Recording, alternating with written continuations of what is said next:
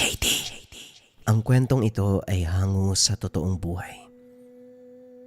Mula ito sa isa nating kabayan na itago na lamang natin sa pangalang Eric. Taong 1947, probinsya ng Negros. Isa sa mga nakasanayan ng Pilipino, lalong-lalo na sa mga nakakatanda, ang magpasya sa mga anak kung ano ang magiging paglaki. Marami ang nakatali sa kaugaliang ito. Marami rin ang nagsakripisyo ng sariling kaligayahan upang matupad lang ang kagustuhan ng mga magulang. Kabilang rito si Eric. Pagkatapos ng kursong mechanical engineer, inakala na papayagang makipagsapalaran abroad para makapagtrabaho ng maayos. Subalit laking gulat niya nang dalhin sa kabundukan at pag-aralin ng herbal na panggagamot. Imbis na mga makina ang hinahawakan, puro halamang gamot ang isa-isang kinilala. Iiwan kita kay Mang Pulyon. Mag-aral ka sa larangan ng herbal na panggagamot. Masisiguro ko mapapabuti ka dito. Wika ni Papang Roberto. Kung alam ko lang na ganito yung patutunguhan ko, pagkatapos mag-aral ng ilang taon, sana pala dito na lang ako dumiretso. Sana mahusay na ako ngayon, hindi ba pa? Oo nga no. Ang talino talaga ng anak ko. Hindi ko naisip yun Sana nga pinadiretso ka na dito pagka-graduate mo ng high school Katulad ka na sana ni Mang Pulyon. Napabuntong hininga si Eric para pigilan ang galit. Hindi to ang ibig sabihin. Pero iba ang pagkakaintindi ng ama. Hindi na lamang siya nagsalita. Naging rebelde na rin ang pag-iisip. Susubukan ang ama. Titignan kung ano ang magiging reaksyon kapag naisagawa na ang balak. Nakilala ni Eric ang manggagamot, si Mang Pulyon. Kung hindi kilala masasabing taong grasa, may kaitiman ng balat, magulo ang kulot na buhok, madungis, punit ang damit, magulo ang tahanan at nangangamoy dahon. Pigil hininga ng makipagkamayan dahil sa baho. Sa kabila ng itsura, hindi may kakaila ang husay at talino pagdating sa gamutan. Bawat dahon na nakabalandra sa mesa alam na alam. Nabibigyan ng pangalan kahit ang nagliliitang ugat. Nakatambak sa tabi ang mga libreta na naglalaman ng pamamaraan. Nang mag-usap ang ama at ang manggagamot, sinamantala ni Eric ang pagkakataon na libutin ang tahanan. Bukod sa mga dahon, ugat, libreta at iba pang kagamitan, napukaw ang pansin ng binata sa mga kuhol. Maliliit, malalaki, iba't ibang hugis at kulay. Isa-isang sinuri. Normal ang mga ito hanggang sa dumako sa kulay itim. Napansin na may kakaiba. Walang laman subalit mabigat. May dulot din na init sa pakiramdam na para itong nakikipag-usap. Dahil sa kakaibang dating, kagad binitawan. Pagharap kay Mang Pulyon sinimulan ang kondisyon. Maraming hiniling ang matanda. Lahat ng ito ay sinang-ayunan ni Eric. Binigyan ng libreta. Tinuruan kung paanong magbasa ng mga dasal. Ito ang inaral sa loob ng ilang linggo, pero hindi umabot sa puso o isipan. Pagsapit ng araw, pinatawag ni Mang Pulyon upang tanungin, pero walang naisagot ang binata. Naramdaman niya na hindi ito seryoso, pero hindi sinukuan. Binigyan muli ng libreta. Muli silang sumilong sa lilim ng puno. Pinasadahan ng tingin ng bawat pahina. Nang maburyo, tiniklop at naglakwat siya sa kagubatan. Ibinuhos ang galit sa kalikasan. Hinambalos ang mga halaman. Tinaga ang mga puno at binungkalang lupa. Kung ano-ano pa ang ginawa. Naupo sa tabi pagkatapos. Ikinuwento sa hangin ang galit sa buong pamilya. Hindi lang kagustuhan ng ama ang ipadala siya sa kabundukan para pag-aralin sa turo ng panggagamot. Sinang-ayunan ito ng ina, pati na rin ng mga nakakatandang kapatid. Hindi maitago ang inggit sa mga ito. Dalawa sa mga kapatid ang nakakapagtrabaho ng naayon sa propesyon. Siya ang bukod tangi na pinatapon sa kabundukan. Tama ba yung ginawa sa akin? Ilang taon ako nag-aral para maging mechanical engineer tapos sa huli ganito? Buti pa sina kuya. Ang gaganda ng trabaho. Doktor sa kapulis tapos ako. Ito, magiging manggagamot anak ng... Hindi natapos na Eric ang pagsasalita nang mapansin ang kumpulan ng kohol sa tabing sapa. Umaakyat ang mga ito sa gilid. Kumukulo ang tubig sa ibaba na hindi nagtagal lumitaw ang maraming isda. Nagmamadali sa paghuli. Hindi akalain na makakahuli gamit lamang ang mga kamay. Pagkawi hindi makapaniwala si Mang Pulyon dahil matagal nang hindi binubuhayan ng isda ang sapa. Kinakailangan pang puntahan para personal na makita. Napatulala na lamang sa nalaman. Kung magulat kayo, parang wala nang buhay yung sapa na to ah. Sinabi mo pa. Sa bahaging ito wala ni isang isda ang nabubuhay. Maliban sa makuhol. Isinumpa ang lugar na ito sa angkan ni Bartolome. Magmula ng araw na yon, hindi na binuhayan ng sapa. Paano nangyaring may nahuli? Hindi ko rin ho alam eh. Bigla na lang nagakyatan yung mga kohol tapos lumitaw ang mga isda. Mauna na po ko. Iyawin ko pa ang mga yun eh. Nang maiwan si Mang Pulyon, sinuri ng mabuti ang lugar. Bawat bakas sa tubig man o sa lupa, tinitigang maigi. Naglibot ng naglibot. Bumalik sa sapa at dito napansin ang ipo-ipo. Sa gitna nito nakapwesto ang butil ng tubig. Kinilabutan siya sa nakita. Mutya ng tubig. Totoo nga. Totoo nga ang pangitain ni Mang Danilo. Maglalabas ng mutya ang sapa na ito. Lumusong si Mang Pulyon. Malakas ang ragasan ng tubig. Hindi siya pinapayagang makalapit. Hindi na rin pinagpilitan pa. Malinaw sa matanda na hindi siya ang pinili. Umuwi ng tahanan. Pinagmasdan si Eric. Napangiti. May nakikita sa binata. Naniniwala na may darating na biyaya para sa kanya. Naguluhan si Eric dahil imbis na magbigay ng libreta ang matanda. Inutusan siya nitong manguha ng mga kuhol.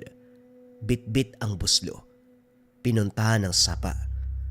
Tahimik na nag-intay sa tabi. Tinamad maganap kaya piniling maghintay kung kailan may makita sa harapan.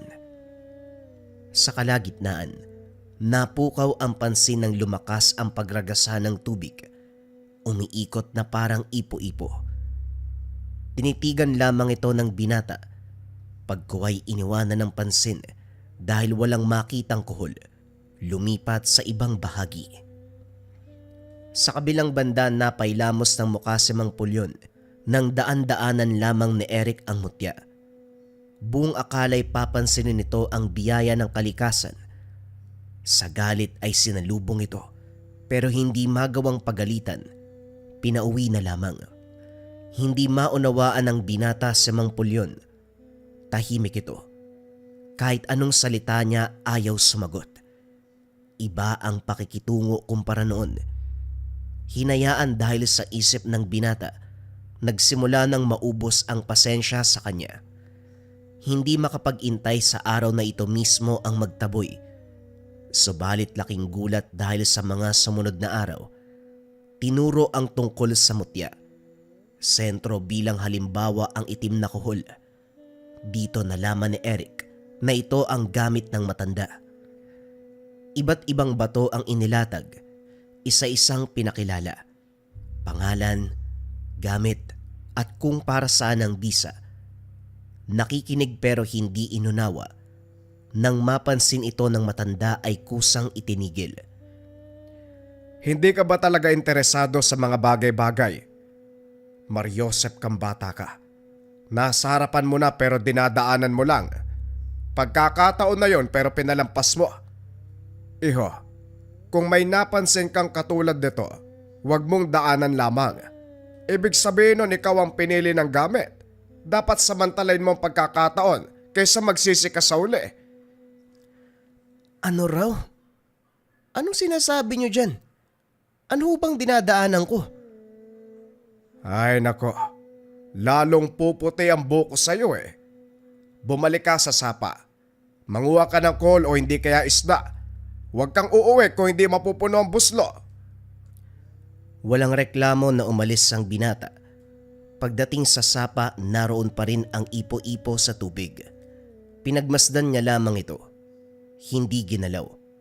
Nang magsawa, kakatingin. Dinaanan para magtungo sa unahan. Sa takot na gabihin, nagkusa sa pagsuri sa paligid para makahanap ng kuhol at isda. Subalit hindi sinwerte dahil walang makita ni isa. Pabalik-balik ng suyod pero wala talagang mahanap. Napabuntong hininga. Napasalampak sa lupa. Hindi naglaon, muling umingay ang tubig. Lumakas ang pagragasa. Muling dumako ang tingin ni Eric sa ipo-ipo. Nagsimulang maguluhan dahil ilang oras na ang lumipas ay hindi pa rin nawawala. Hanggang sa napansin ang nasa gitna nito. Butil ng tubig na hindi gumagalaw. Bukod dito may kung anong nag-udyok na lapitan. Walang pagdadalawang isip na lumusong at pasimple itong kinuha. Nagulat nang maramdaman ang paglatay ng enerhiya sa kakayahan. Bahagyang bumigat ang ulo. Unti-unting umikot ang paningin. Sa pagkataranta nagmamadali sa pag-ahon, subalit nawalan ng malay. Hindi na malayan ang paglipas ng oras. Nagising sa pagbuhos ng ulan. Nang makitang tumataas ang tubig ng sapa, nagmamadaling tumakbo pa uwi. Dumiretso agad ang higaan. Mabigat pa rin ang pakiramdam. Nang mapansin ni Mang Pulyon ang kilos ng binata, duda siya sa isang bagay. Kaagad sinuri ng malaman. Hindi na inistorbo pa. Hinanda ang mga gamit at inantay kung kailan magigising. Magdamag tulog si Eric. Nagmulat mataas na ang sikat ng araw. Dumiretso sa kusina. Naabutan si Mang Pulyon na naghihimay ng mga dahon. Pinagsandok siya nito. Hinayaang kumain. Sa kalagitnaan kinamusta ang karamdaman. Dito napansin ng binata na wala na ang bigat. Magaan ang pakiramdam. Nag-uumapaw ang lakas. Pagkatapos ng agahan, inutusan siya nitong magbuhat ng sako-sakong lupa mula sa paanan ng kabundukan patungo sa tuktok. Walang reklamo na sumunod. Sinundan nito ng pag-abot ng busog at palaso. Inutusan siyang manghuli ng ligaw na hayop. Nagtungo sa pinakamasukal na bahagi. Nag-abang. Hindi naglaon o malingaw-ngaw ang tunog ng baboy ramo. Papalapit sa kinaroroonan niya. Inihanda ang sandata. Walang pagdadalawang isip na pinakawalan ang palaso. Maging si Eric hindi makapaniwala. Sumapulang palaso sa ulo ng hayop. Bumulagta. Nagdadalawang isip pa kung paano itong mauuwi. Pero nagulat na lamang sa sarili. Kayang-kaya niya itong buhatin. Mabigat pero hindi niya masyadong nararamdaman. Marami ang katanungan sa isipan hanggang sa biglang nagsalita si Mang Pulyon. Ganyan nga mangyayari, iho. Simula na ng bago mong buhay. Ang bilis mong nakahuli. Sakto ito. Ikaw na ang bahalang kumatay. Hatiin mo ng parte-parte dahil ibebenta ko to sa kakilala. Hindi naman natin mauubos yan. Sumunod siya sa utos. Mabilis na nagawa. Hindi na malayang natapos paglipas ng ilang saglit. Sinama siya ni Mang Pulyon sa kabilang bundok. Kaunti ang mga bahay pero bawat nakatira ay hindi basta-basta. Kung titignan sila ay parang normal. Pero kung pagmamasdan sa mahabang oras, mararamdaman na may kakaiba sa pagkatao. Isa-isang binagsakan ng karne ang bawat pintuan. Kilala ni Mang Pulyon ang lahat. Nakipagkamayan pa sa matanda. Isa sa napansin ni Eric, may edad ang lahat ng nakatira. Walang nakitang bata at babae. Lalaki ang lahat. Pagdating sa unahan, tumuloy sa pinakahuling bahay. Pagpasok pa lang, dumako ang tingin ng may-ari kay Eric. Kinilabutan ng binata dahil masama ang titig nito. Ilang sandali pa, nakahinga ng pakitunguan ng mabuti. Tignan mo nga naman. Nagtalo pa tayo dati para lang mahulaan kung kaninong tahanan ng tutuluyan na makakatagpo sa mutya ng tubig. Mukhang talo ako Wika ni Mang Danilo kay Mang Pulyon. Hindi nga ako makapaniwala na magkakatotoo ang sinabi noon eh. Ang sapa muling nagbalik ang buhay. May mga isda na at doon mismo'y sinilang ang mutya ng tubig. Pulyon, kailanman hindi tayo nagkamali sa tuwing makakakita ng pangitain. Kumusta naman ang binatang ito? Kailan natagpuan ang mutya? Kamakailan lang eh. Hindi pa masyadong halata subalit unti-unti nang nagkakaisa ang gamit at ang katawan ng binata. Balang araw, magagamit na ang buong bisa at kakayahan. Sa hawa ng Diyos, nagkasundo kaagad sa katawan ni Eric. Mga ilang araw pa, pwede na yang lumaban. Teka, ako po ba yung pinag-uusapan nyo? Anong laban yan? Natawa ang matatanda. Sa halip na sumagot, inutusan siyang magpakulo ng tubig sa kusina. Sumunod ang binata, ngunit hindi inilayo ang pandinig sa usapan ng mga ito. Naging malinaw kay Eric, ang natuklasan sa sapa ay isang mutya. Nagmula dito ang kakaibang nararamdaman sa sarili. Talas ng paningin, bilis at lakas. Nang makapa ang bulsa, nagulat dahil nahugot ang mutya ng tubig. Malaki ng kaunti sa butil ng bigas. Pero ang itsura ay parang naninigas na tubig. Anumang pisil ay hindi bumabaon ng kuko. May kabigatan. Nag-uumapaw ang enerhiya. Nang makitang papalapit si Mang Pulyon, dali-dali itong tinago. Habang nagkakape, tuloy ang usapan ng matatanda. Tahimik na nakikinig si Eric. Sasagot kapag nagtatanong. Sa kabilang dako, natatakot sa posibleng mangyari, lalo na ngayon na meron ng tangan. Sa labis sa pag-iisip, sumagi sa isipan na itapon na lamang ito. Nang makauwi, nagpaalam kay Mang Pulyon na dadaan muna sa sapa para kuwain ang naiwang buslo. Pumayag naman ang matanda. Pagkarating sa lugar, lumusong sa tubig. Sa bahagi kung saan ito nakuha, inihulog niya ang mutya, pero tinatangay ng tubig pabalik sa kanya. Ilang ulit naging ganon, hanggang sa maubos ang pasensya. Napabuntong hininga at isinilid na lamang sa bulsa. Tahimik na pinagmasdan ng sapa, banayad ang agos ng tubig.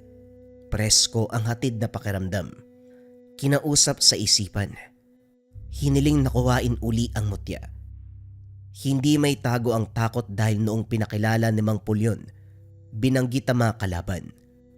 Aswang, engkanto, duwende, diwata, tikbalang, at kung ano-ano pang nilalang.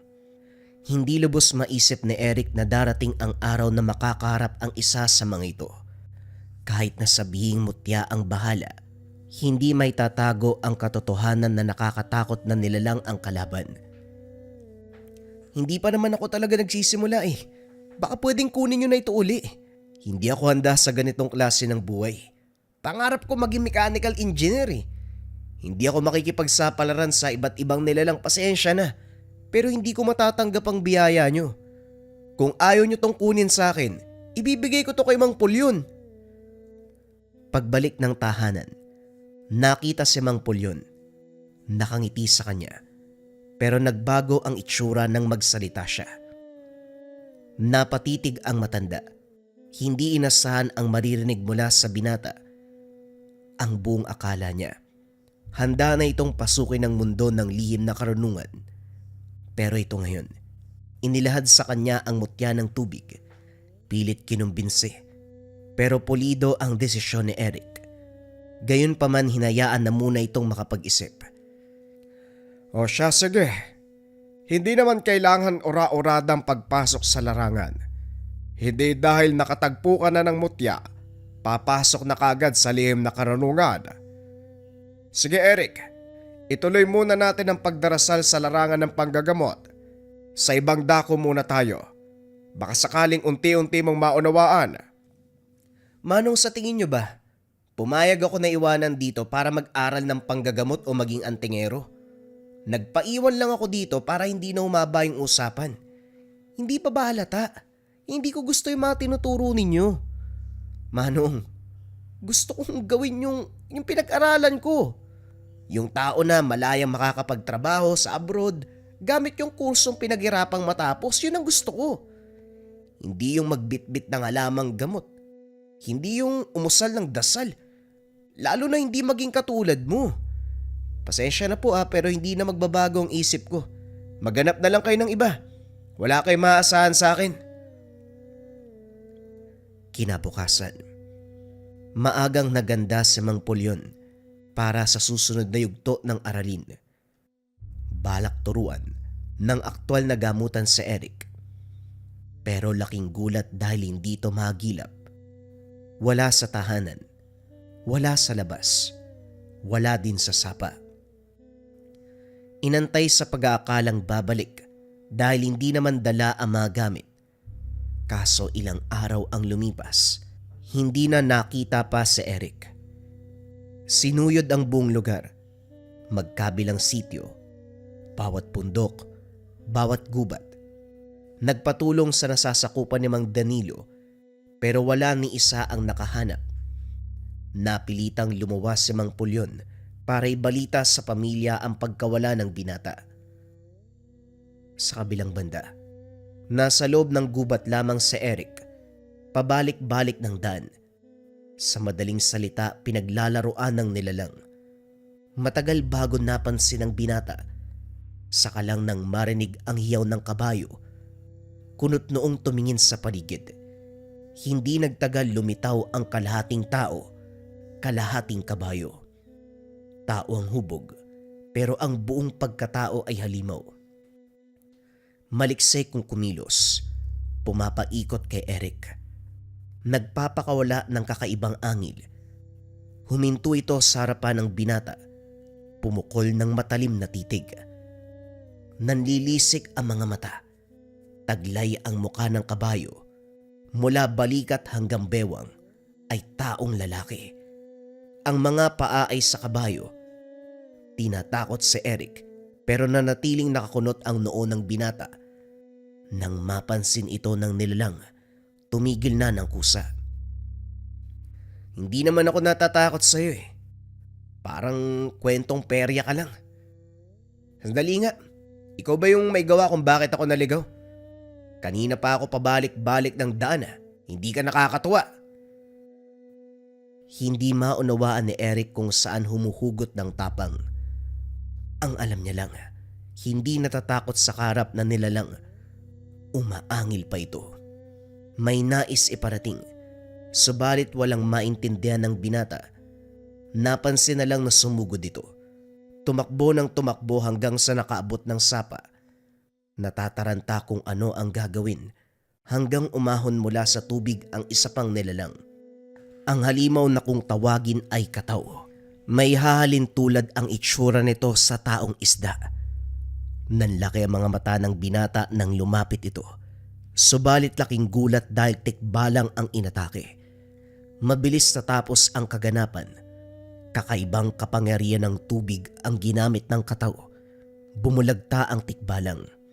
Ang kataw sa kabilang banda, dahan-dahang bumalik sa sapa, ni hindi man lang lumingon kay Eric. Napakurap na lamang ang binata nang makitang naglaho ang dalawang halimaw. Natatawa sa sarili, naiisip na baliw na kung kaya't kung ano-anong elemento ang nakikita. Sa pagkakatanda, kwentong bayan lamang ang nilalang, kagaya ng tikbalang at kataw. Ngunit kanina lang, buhay siyang saksi sa presensya ng mga ito. Sinampal-sampalang sarili, lalong natawa dahil hindi yon panaginip. Kailangan ko na talagang umalis sa lugar na to. Mababaliw ako dito eh. Binaybayang tabing sapa. Lakad ng lakad pero hindi pa rin marating ang kalsada. Siguradong sa dulo ay may daanan kung saan sila bumaba ni Papang Roberto upang pumunta sa lugar. Kaso nga lang walang mahanap. Sumilong na lang muna sa tabi. Nakatingala sa kalangitan. Madilim na ang paligid. Maya-maya pa umalingaw-ngaw ang ingay ng ligaw na hayop. Dagdag pa ang huni ng mga ibon at pagaspas ng mga pakpak. Pinakinggan lang ito ni Eric hanggang sa napansin na may mali. Hindi basta ingay, mabangis na pag-atungal. Ilang sandali pa may lumitaw na hubog ng nilalang sa unhan, palipat-lipat pa ng direksyon. Kasabay nito ay ang pag-init ng bulsa. Dali-daling kinapa. Nahugot ang mutya ng tubig. Malakas ang daloy ng enerhiya nito. Bago pa man matukoy kung paano napunta sa bulsa, sumunod kagad ang nilalang. Nailaga ng atake. Dito napansin ni Eric na sa mga sandaling ito, nagbago na ang ugali. Pasimpleng dumampot ng bato, sabay hagis sa kabilang direksyon. Saktong lumitaw doon ang aswang. Naging mabilis ang kilos ni Eric. Sa isang kurap lang, sakal na ang halimaw. Hinambalos ng bato, paulit-ulit hanggang sa nalagutan ng hininga. Nang may masmasa ng binata, napatitig sa mutya. Dito napaisip. Binalikan ang mga salita ni Mang Pulyon, maging ang mga kaganapan. Mga karanasan. Pilit winaksi. Ayaw tanggapin ang lahat ng nangyari. Unti-unti nang lumalambot ang puso para dito. Napagpasya na bumalik sa tahanan ni Mang Pulyon, pero imbis na doon ang magtungo, napansin na ibang daan ang tinahak. Nakarating sa isang baryo sa dulo ng kabundukan, iilan lamang ang bahay. Tahimik subalit may kakaiba sa hangin. Nang mapansin ang bata na nakadungaw sa bintana, dali-daling nilapitan pero umatras. Nang bumungad sa pintuan ang ama, may hawak na itak. Atras bata, subukan mong lumapit, tatagain kita. May kasama ka ba? Ilang kayo? Masama ang tingin ng lalaki. Sinusuri ang paligid. Teka, kalma nyo lang humanong. Wala akong kasama, mag-isa lang ako. Sa katunayan, uwi sana ako eh. Kaso lang dito ako napadpad eh. Ganyan din yung sinabi ng mga taong nauna sa'yo eh. Uwi daw kasi naligaw. Ang galing ah. Sa dami ng lugar talagang dito kayo napapadpad. Umamin ka. Aswang ka no? Manong, nauunawaan kita pero huwag ka mag-alala. Yung itsura kong to mukhang aswang, naligaw ho talaga ako. Kaala mo naman kagwapuhan ka. Alis ka ba o pupugutan kita ng ulo? Hindi nagpumilit si Eric nang makita ang pagiging seryoso ng lalaki. Bumalik ng daanan pero nanatili sa lugar. Tanaw mula sa taas ng puno ang mga bahay. Hindi nagtagal nagbigay ng senyales ang mutya. Grupo ng kalalakihan ang dumating. Isa-isang lumapit sa mga tahanan pero wala ni isa ang nagbukas. Nagkatinginan ang mga ito. Nagpalitan ng tango. Isang kurap lang nagpalit ng anyo bilang mga aswang. Napaayos sa kinalalagyan si Eric. Nagmamadali sa pagbaba. Dumiretso sa tambakan ng panggatong. Saktong may nakuwang palakol. Inagaw ang pansin ng aswang na dumapo sa bubong. Lahat dumako ang tingin sa bintana. Sinamantala ang pagkakataon. Pinaunlakan ng hamon. Sa puntong ito humiling ng lakas at proteksyon si Eric sa tanga na mutya. Paulit-ulit sinasambit ang pangalan ng gamit habang nakikipaglaban sa mga aswang. Hindi nagtagal, unti-unting nabasa ang galaw hanggang nagawang pabagsakin ng isa't isa. Bawat hambalos ng palakol ay may aswang na tinatamaan. Nagmistulang laruan ang mga nilalang. Parang nagsisibak lang ng kahoy.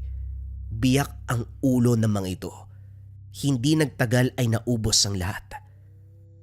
Lalakad sana si Eric nang tawagin ng lalaking nakausap kanina. Nagpakilala ito sa pangalang Miguel. Dito lang din nagbukas ang mga bintana ng bawat tahanan. Dumungaw ang mga taong hindi makapaniwala sa kaganapan. Antingero ka ba o albularyo? Ganong klaseng tao lamang ang nakakapas lang sa mga nilalang na yan. Swerte lang po siguro. Tinatawag ko ang Diyos habang lumalaban eh. Sa gabay niya, nagawa kong talunin ng mga to. Tugon ni Eric. Ito lang ang sinagot. Hindi rin sigurado kung ano ang tawag sa kanya. Anong Diyos ba yung sinasamba mo? Meron din kaming Diyos, pero hindi kami kayang protektahan sa mga nilalang na yan. Sa ilang taon na pagsalakay ng mga aswang, ngayon na lang kami nakaranas sa may tumulong sa amin. Hindi ba pinalis pa kita kanina? Bakit nandito ka pa nung sumugod sila? At para maalis ang pagdududa ng mga tao, ipinagtapat ni Eric ang katotohanan. Nakumbinse ang mga ito at bilang bayani, binigyan ng matutulugan. Ang mga bangkay sa kabilang banda, pinagtulungan na ligpitin ng mga tao, dinala sa bundok at doon sinunog. Habang tanaw ang apoy sa kalayuan, napapaisip si Eric. Hindi may tatanggi na nahihiwagaan sa kaganapan. Bukod dito, ayaw tanggapin na unti-unti na siyang bumibigay sa sitwasyon. Tinatanggap na ang tungkulin. Hindi ito pwede, mechanical engineer ako eh. Dapat makina yung kinukumpuni ko. Hindi pagligpit sa mga aswang. Ilang taon kong pinaghirapan kaya hindi pwedeng ganitong kakalabasan. Uwi na nga ako. Lagot talaga sa akin yung nanay at tatay ko. Hindi ka pa pala tulog. Eto kape at tinapay oh. Baka gutom ka eh. Hindi ko sinasadyang marinig yung sinasabi mo. Pasensya na ah.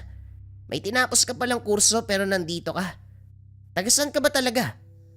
Ang kwento ng buhay mo ano ba? Kakagraduate ko lang sa kursong mechanical engineer. Pero yung tatay ko sa kananay ko pala desisyon eh. Imbis na magtrabaho ko, wala. Pinadala ko sa kabundukan para pag-aralin ng lihim na karunungan. Nilayasan ko ay manggagamot na nagtuturo sa akin eh. Malamang hindi pa napaliwanag sa'yo no? Hindi mo na matatakasan ko nung tadhana mo. Lalong-lalo na kung may mutya na pumili sa'yo. Iyo, kumpara sa medalyon at anting-anting, pumipili ang mutya ng taong gusto nilang maging tagapangalaga. Kaya kung may pumili sa'yo, samantalain mo ang pagkakataon. Huwag ka manginayang sa ibang bagay dahil sa larangang ito. Maraming buhay ang may sasalba bilang antingero. Marami kang matutulungan. Sabihin nyo nga ho, ano bang alam mo sa ganitong larangan? Yung lolo ko isang antingero. Nagsisi nga ako kung bakit tinanggihan ko yung alok niya na mutya eh. Pinili ako pero hindi ko tinanggap. Nagpakalayo-layo ako, tignan mo ang nangyari. Napadpad sa lugar na paboritong dalawin ng mga aswang. Kung sana tinanggap ko lang yung kapalaran ko bilang antingero, may laban sana ako sa mga nilalang kaso hindi eh. Pinagmasdan ni Eric ang reaksyon ng lalaki. Gustong makasigurado na nagsasabi ng totoo. Matapos mapagtanto, hindi napigilang manlambot. Namalayan na lamang na unti-unting nagbago sa pasya tungkol sa mutya. Kinabukasan naglakbay si Eric pauwi. Sa kagubatan pa lang, napapansin na may sumusunod. Lumingon sa pag-aakalang si Miguel, subalit ibang tao. Sinubukang kausapin pero imbis na sumagot, nagpaula ng suntok. Hindi inasahan ng binata kaya hindi rin nakailag. Natumba pero hindi masyadong tumalab ang puwersa ng kamao. Sadyang nawalan lang ng balanse. Pagsulyap sa unahan may iilang kalalakian, parehong masama ang tingin. Nang pagmasdang mabuti ang presensya ng mga ito, natukoy ng mga aswang. Kalmadong nakipag-usap ang binata. Nakiusap na huwag siyang saktan ng mga ito. Kaso nga lang hindi tumalab. Nagkatinginan. Nagpalitan ng senyas. Ilang sandali pa ay sabay na sumugod. Alertong inalaga ni Eric ang bawat atake. Inantay kung kailan magpapalit ng anyo ang mga ito. Pero nang makitang tirik ang araw, dito natawa ang binata. Tinumba niya ang isa. Ang lakas ng loob yung sumugod papasikat na yung araw. Sigurado ba kayong kaya nyo? Kasi kapag inubos yung pasensya ko, may kalalagyan talaga kayo. Muling nagtinginan ang mga ito. Hindi nagtagal isa-isang umatras. Ang nahuli, nagbigay ng masamang titig. Sinundan ng tanaw ni Eric hanggang sa nawala ang mga ito. Saka lamang nakahinga ang binata. Sa kabutiang palad natunto ng tahanan ni Mang Pulyon. Naabutan ito at ang ama na parehong nag-aalala. Naroon din si Mang Danilo at iba pang kasamahan. Kanya-kanya sa pagtatanong kung saan siya galing. Pinaliwanag ni Eric ang mga kaganapan. Katulad ng inasahan, tuwang-tuwa ang mga ito. Pinasalamatan pa siya dahil nagawang tanggapin bilang pinili ng mutya. Sa bugso ng damdamin, walang nagawa kung hindi makipagsabayan. Paulit-ulit na kinumpirma ng binata sa sarili kung handa na ba talaga sa larangan. Tuwing naisip ang kinasangkutang kaganapan, hindi maiwasang aminin na nagdulot ito ng saya. Nasusubok din ang sarili sa pagtuklas ng iba't ibang aspeto. Hindi makapaniwala na sa pagkakataong ito, buo ang desisyon. Sige, subukan po natin. Malay nyo, tama kayo tungkol sa akin. Baka nga itong buhay ko Ang maging manunugis. Walang paglagyan ng tuwa ang ama matapos marinig ang pasya ng binata. Sa gabay ni Mang Pulyon, lalo pang nilinang ang kakayahan ni Eric. Araw-araw nakikipagkumbate sa matatanda na nagmula sa grupo ni Mang Danilo. Natuklasan na katulad niya rin ang mga ito. Mga pinili ng mutya. Hanggang sa ngayon aktibo pa rin. Nasubok ng gusto ang binata. Nagsusumikap dahil hindi makauwi sa tahanan ni Mang Pulyon kapag walang naitumba ni isa sa katunggali. Bugbog sarado ang pisikal na katawan maging ang espiritual. Umabot sa punto na halos gumapang na. Nagwika ang katunggali, naitigil ang pagsasanay subalit ayaw minto ni Eric. Ngayon si Mang Kiko ang huling kalaban. Iyo, kinakapos ka na ng hininga. Tama na, bukas naman. Hindi. Saka lang ko titigil kapag natalo kita, Manong. Lumingon si Mang Kiko sa mga kasamahan. Maging ang mga ito ay gusto nang itigil ang laban ngunit ayaw ni Eric. Ang sabi ni Mang Pulyon, paunlakan na lamang ang hamon ng binata. Kaso nga lang pagtayo nito muli nang bumulagta, tinigil na ang pagsasanay. Dahil sa kondisyon na hindi makakauwi kapag walang naitumba sa mga kalaban, nanatili sa bundok si Eric. Walang silungan, nasa labas lang. Sa kalagitnaan ng pagpapahinga umalingaw-ngaw ang sigaw mula sa kung saan. Sa kabila ng kondisyon pinili ng binata ang tumayo para tignan ang kaganapan. Nang matunto ng pinagmulan, naabutan sina Miguel at dalawa pang bata. Humarang sa daanan ang aswang. Inagaw ang pansin nito at hinamon. Pinaunlakan ng nilalang. Ito ang naunang sumugod. Pasimpleng sinabayan. Nang makabuelo ay tinaga ng tinaga. Hindi tumagal ang aswang. Humandusay matapos tamaan ng ilang ulit. Nangisay. Sinubukan pang tumakas subalit pinugutan ng ulo. Hinatid ni Eric ang mga biktima. Muli, nakabalik siya sa baryo. Masyado kaming pinagpala na maabutan mo. Maraming salamat, Iyong Sadali, bakit bugbog sarado ka? May gumulpi ba sa'yo? Wala naman po. Gawa lang ng pagsasanay. Sige, mauna na ako ha. Ingat po kayo. Huwag na magpagabi sa susunod. Pagbalik ng kabundukan, sumalubong si Mang Pulyon. Nagdala ng tubig at makakain. Nagbigay na rin ng gamot para sa tinamong sugat. Habang ginagamot, dito inamin ng matanda na inutusang gumamit ng dasal ang mga katunggali para maramdaman ang sakit na dulot ng pisikal na laban. Nagpakawala din ng orasyon para pigilan ang bisa ng hawak na mutya. Nang sa gayon, maging pulido ang katawan ng binata. Hindi nagulat si Eric dahil nung una pa lang duda siya na may ginamit ang mga ito. Hindi siya nagreklamo, binigay lahat ng tiwala. Yun na ang huli mong pagsasanay. Sasama ka kay Kiko bukas sa kabilang baryo para sumaklolo sa taumbayan. May natanggap kaming balita na sumalakay kamakailan ng mga aswang at mambabarang. Ito ang una mong misyon. Manong kung aswang ang pag-uusapan, kampante na ako na makakalaban. Kung mambabarang, paano yun? Malalaman mo rin, Eric. Magpahinga ka na dahil mamayang madaling araw ang lakad nyo. Kagaya ng sinabi ng matanda, nagtungo ang grupo ni Mang Kiko sa malayong probinsya. Pag-apak pa lang sa mismong lugar, naamoy sa hangin ang banta ng panganib. May nadaan ng tahanan na may kakaibang aso sa labas. Titig na titig. Hindi gumagalaw. Sinita siya ni Mang Kiko. Binulungan na wag pansinin ng hayop. Sumunod ang binata pero pagdating sa unahan, nasipat na naman ang aso. Pilit binaliwala hanggang sa narating ang tahanan na tutuluyan. Sumikat na ang araw ng mga sandaling iyon.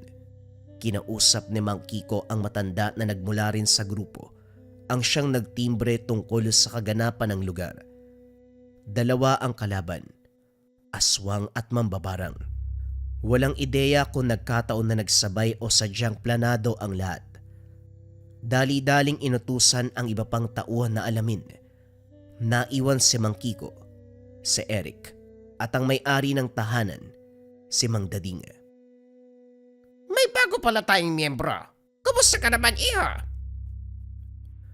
Bago oo pero mahusay ang binatang to. Ilang beses kong katunggali sa pagsasanay. Hindi may kakailang kausayan. May iba tayo maliban sa aswang at mambabarang. Wala na bang gumugulo sa lugar? Tahimik sa nakalipas na dekada. Ngayon lang uli nagparamdam. Hindi naman sunod-sunod. Nagpapalipas lang ng ilang araw bago may mabalita ang pambibiktima. Salitan. Ngayon aswang sa susunod barang. Ginawan ko na ng paraan pero sadyang ayaw sumunod. Kaya nagpadala ko ng sulat kay Mang Danilo. Habang nag-uusap sina Mang Kiko at Mang Dading, napako ang pansin ni Eric sa aso. Mula sa bintana, malinaw itong nasipat, hindi gumagalaw.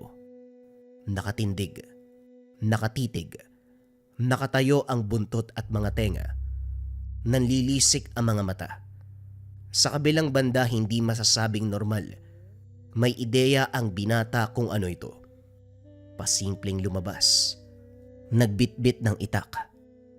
Habang dahan-dahan ng paglapit, napansin ni Eric na parang unti-unti ring umaatras. Kaso nga lang hindi naman gumagalaw na para bang humahaba ang distansya sa pagitan. Hindi nagtagal napahinto na maglaho bigla. Parang usok na sumabay sa hangin. Pagsikat ng araw, sinimula ng paglilibot sa lugar. Naging maingat sa bawat kilos. Magkasama si Mang Kiko at Eric. Bumalik sila sa daan upang doon sumuri. Napako ang tingin ng binata sa tahanan kung saan unang nakita ang aso. Walang tao sa lugar pero malakas ang senyales mula rito. Sinubukang lumapit pero pumigil si Mang Kiko. Iho, huwag ka magpadalos-dalos. Matuto kang kontrole ng pagiging kuryoso mo. Hindi dahil may napansing kakaiba, lalapitan mo na. Tandaan mo, delikado ang kalaban. Isang pagkakamali, dehado lahat. Iikot lang tayo sa paligid, mangangalap ng impormasyon. Tumango si Eric, dumiretso sa unahan. Pinagpatuloy ang pagsuri. Nang makabalik sa tahanan, naroon pa rin ang iba pang kasama. Pinagtagpi-tagpi ang nakalap na detalye hanggang sa matukoy ang salarin. Dalawa ang mambabarang, buong angka naman ang aswang. Hindi konektado sa isa't isa. Sa pagkakaintindi, isa sa mga ito ang nakasabay sa kasalukuyang pambibiktima. Pinadala ang kalahati ng grupo ng angkan ng aswang, samantalang si Eric, Mang Kiko, Mang Dading ang pumunta sa tahanan ng mambabarang. Habang nagkukubli, pumapakawala ng dasal ang matatanda. Tahimik na pinagbasdan ni Eric ang bisang kumalat sa kanginan. Sumugod na rin pagkatapos. Maliban sa paghihintay sa bakuran, wala nang inutos si Mang Kiko. Sila ang kumatok sa tahanan ng mambabarang. Pinatuloy at pagsara ng pintuan, umalingaw-ngaw ang paghingi ng saklolo. Sa kabutiang palad walang nakapansin sa pangyayari kahit may dumaraan. Ilang sandali pa, tinawag ang binata. Pagpasok bumungad ang nakahandusay na mag-asawa. Bumaha sa saigang dugo. Teka, ano pong gagawin ko pinatay niyo ang mambabarang? Inasahan mo bang ikaw ang makakalaban? Iho, iba ang haharapin mo. Doon tayo sa kabila. Dading, linisin mo na ang kalat. Ikaw nang bahala dito. Dinala si Eric sa tahanan kung saan hindi mabilang na biktima ng barang ang naroon. Iba't ibang karamdaman ang iniinda. May lalaki na puno ng butlig ang katawan. May babae na lumobo ang tiyan. Mga bata na nanghihina. Matanda na parang lantang gulay ang hita. Nakilala ni Eric ang nagbabantay. Nakita na ito sa tahanan ni Mang Danilo. Kasalukuyang inagapan ang mga pasyente subalit sa dami nito, hindi kayang maisalba sa lalong madaling panahon. Eric, ito ang punto ng pagsama mo. Papagalingin mo ang bawat isa sa kanila. Bilisan mo, dahil may nag-aantay pang nilalang sa'yo. Kahit wala ng ideya kung ano ang gagawin, lumapit sa mesa si Eric. Kumuha ng mga gamit at sinimulang isalba ang buhay ng pasyente. Napalunok ng bumungad ang kondisyon ng matanda. Kulang na lamang humiwalay ang laman sa buto ng hita. Malaki ang sugat. Bagya pang kumulo ang nana. Dumako ang tingin sa gitna kung saan nakausli ang ulo ng salagubang. Dahan-dahan itong sinipit. Dahan-dahan iho, kapag patay na yang nahugot, ganon din ang sasapitin ng pasyente. May nalalaman ka bang dasal, mas maiging sabayan mo. Wika ni Mang Rentoy. Bumalik na rin ito sa iniwanang pasyente para gamutin. Mabilis kumilos ang isipan ni Eric. Inalala ang libreta kung saan may nabasang dasal. Sinimula ng pag-usal, isinaboy sa pagbunot ng insekto. Nang makitang lumapit inilabas ang mutya, ibinabad sa tubig at saka pinataka ng sugat. Paunti-unti, nahugot ang salagubang. Ang natira sa tubig ay pinainom sa pasyente. Ganito ang prosesong ginawa sa iba pa. Maging si Mang Ritoy, namangha sa pamamaraan ng binata. Iba talaga kapag may tinatangan, napapadali ang mga bagay-bagay. Maraming salamat. O siya ko nang bahala rito. Bumalik ka sa tahanan ni Dading. Wika ni Mang Ritoy. Nalaman na simpleng manggagamot lamang ito. Umaasa sa bisa ng mga halamang gamot. Naunawaan kung bakit mabagal ang pag-asikaso sa mga pasyente ng barang. Pagbalik ng tahanan, naitaboy ng grupo ang angka ng aswang subalit may naiwan. Ang alagang aso ay hindi natagpuan. Batay sa nakakita, bigla na lang naglaho. Habang nag-uusap ang mga ito sa loob, pumuslit si Eric. Pinunta ng bahay malapit sa bukana ng baryo. Pagdating doon, bumungad ang aso. Bumunot ng patalimang binata, dahan-dahang lumapit sa nilalang. Kagaya ng inasahan ay naglaho. Isang kurap ay nasa harapan na ito. Umatake ng umatake. Nahirapan si Eric dahil paulit-ulit itong nawawala. Hindi maabot ng taga. Nang makaisip, hinayaan itong sumugod ng sumugod sa kanya. Sinasalo ang bawat kilos. Dinukot ang mutya. Binulungan ng dasal at saka tinaga ang direksyon kung saan lumitaw ang nilalang. Sumakto ang atake. Tinamaan sa muka. Dito na nakabuelo, sunod-sunod na tinaga hanggang sa bumulagta. Matagal binawian ng buhay, nangisay, paulit-ulit na sumubok sa pagtakas. Sa kabutihang palad hindi gumana ang kakayahan nitong maglaho. Hindi nagtagal ay nalagutan ng hininga. Kaso nga lang laking gulat ni Eric matapos ang laban. Nakita niyang naroon ang gabay na kataw. Hindi lamang siya ang nakikipaglaban ng mga sandaling iyon. Ang gabay niya ang naging susi upang hindi na gumana ang kakayahan ng aswang. Gamit ang kapangyarihan ng tubig, inalis ang kakayahan nitong maglaho. Ito rin ang dahilan kung bakit natamaan niya ang aswang, kung bakit ito namatay. Matapos nun, tumitig lamang ng ilang sandali sa kanya ang gabay. Dahan-dahang lumubog sa ilalim ng tubig. Nagulat ang lahat nang ibagsak ni Eric ang pugot na ulo ng aso. Hindi na sanang grupo na siya ang makakapatay. Lahat napapatanong kung paanong pinaslang. Hindi umimik ang binata. Hinayaan ng mga ito na mag-isip. Sa kabilang banda, lumapit sa kanya si Mang Kiko. Sila hindi makapaniwala kasi baguhan ka lang sa tingin nila. Sa akin inasahan ko na yan. Pero nauna ka sa pagkilos kaya nagulat ako. Habang nagpaplano kami dito, pinatay mo na pala ang nilalang. Saan mo nahanap? Doon sa bahay na dinaanan natin. Doon ko unang nakita yung aso Doon ko rin siya pinatay. Yung katawan, iniwanan kong kinakain ng apoy.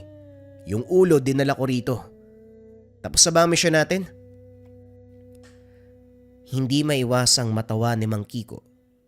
Tuwang-tuwa ito. Tumango at marahang tinapik ang binata. Inutusan ang mga kasamahan na balutin ang pugot na ulo para dalhin sa pag-uwi. Matapos makapagpaalam kay Mang Dading, binaybay ang daan pabalik sa sityo. Hindi nagulat si Eric nang mabungaran ang ama sa tahanan ni Mang Pulyon. Nagpahanda pa ito. Pinagmamalaki ang naabot niya sa larangan. Sa kabilang banda nakaramdam ng hiya ang binata. Hindi sanay sa papuri at unang beses itong ginawa ng ama.